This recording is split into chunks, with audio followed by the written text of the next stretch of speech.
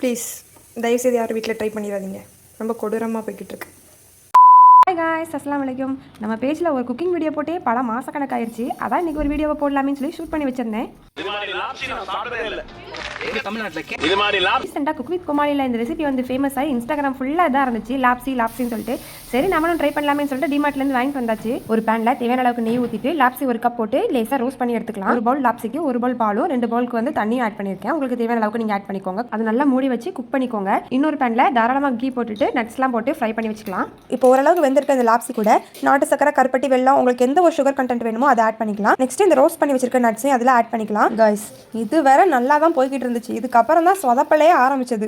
நானும் தண்ணியை ஊற்றுதேன், பாலை ஊற்றுதேன், இன்னும் கொதிக்க வைக்கிறேன், மூடி வைக்கிறேன், திறந்து வைக்கிறேன். குக்கரில் கூட ஒரு 4-5 விசில் விட்டுட்டாங்க.